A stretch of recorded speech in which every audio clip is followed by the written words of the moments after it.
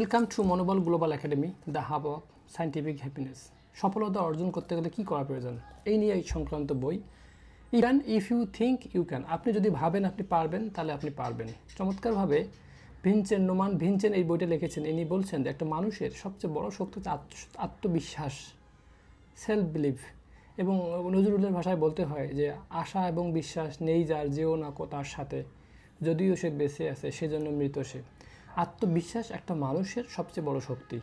তার শারীরিক আকার, গঠন, আর্থিক অবস্থা যাই হোক না কেন, সে যদি বিলিভ করে, বিশ্বাস করে এবং তাকে এই মেসেজটা মস্তিষ্কে দেয়, তাহলে অনবরত ওই কাজটা হওয়ার জন্য সব ধরনের মেকানিজম তার শরীরের মধ্যে তৈরি হয়। খুব চমৎকারভাবে এই কথাটা উনি বলছে, বিশ্বাস। তারপর উনি বলছে যে ডিসিপ্লিন, নিয়মানুবর্তিতা। অনেক বড় একটা কাজও খুব ছোট হতে পারে যদি কাজটা প্রতিদিন নিয়মভাবে করা হয়। তারপর হচ্ছে উনি আরও বলছে যে লেগে থাকা। আমরা কোনো কিছু করার পর 2-1 দিন করার পর তারপর করি না, বাদ দিয়ে দিই, মনে করি যে হ্যাঁ আমি পারবো না। অনবরত অনেক দিন ধরে যে লেগে থাকা হয়, তাহলে কিন্তু শরীরের মধ্যে আমাদের নিউরন, হরমোন, আমাদের ক্রোমোজোম, আমাদের থিঙ্কিং, আমাদের ইম্পালস, আমাদের বডি ফাংশন সব কিছু অটোমেটিকলি ওটার প্রতি অভ্যস্ততা তৈরি হয় হ্যাবিচুয়াল ফ্যাক্ট হিসেবে দীর্ঘদিন একটা কাজ করতে থাকলে।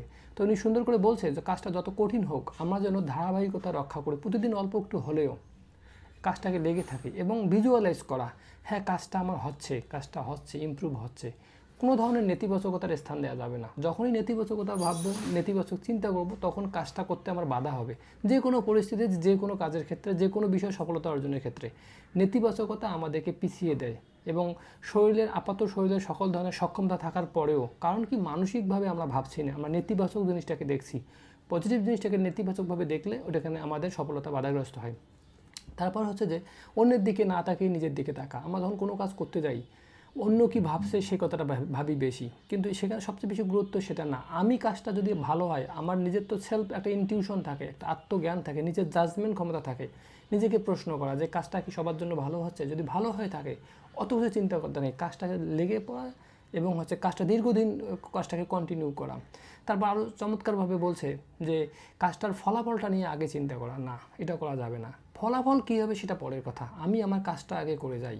কারণ কাজটার মধ্যে ভুল হলেও কিন্তু আমরা ট্রায়াল অ্যান্ড এরর মেথড, আপনারা জানেন মনোবিজ্ঞানে আছে যে প্রচেষ্টা এবং ভুল সংশোধনের মাধ্যমে স্কিনার এই পরীক্ষাটা করেছে যে ইঁদুরকে দিয়ে, যে একটা বক্সের মধ্যে একটা ইঁদুরকে রাখা হয়েছে এবং সেখানে প্যাডেল দেওয়া হয়েছিল। প্যাডেল মানে পাদানি, ওখানে চাপ পড়লে হ্যাঁ তারপর ওই খাবার চলে আসতো। বিড়াল এবং ইঁদুর নিয়ে এই পরীক্ষাগুলো করা হয়েছিল, থর্নডাইক এবং স্কিনার করেছে।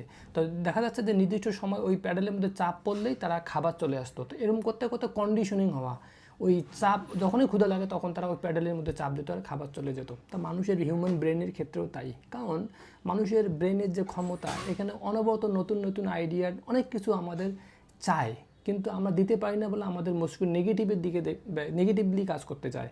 কিন্তু আমাদের মস্তিষ্কের যে সক্ষমতা, নিউরন যে ফাংশন, আমাদের প্রত্যেকটা নিউরন হাজার হাজার লক্ষ লক্ষ আবার নতুন করে ফাংশন তৈরি করতে পারে। তাহলে এখানে উনি বলছে যে ইফ ইউ থিঙ্ক, যদি আপনি চিন্তা করেন, চিন্তার চ্যানেলটাই পরিবর্তন করে দিলে মানুষের সফলতা আসে। উনি বলতে যে চিন্তা শক্তি হচ্ছে সফলতার ভিত্তি।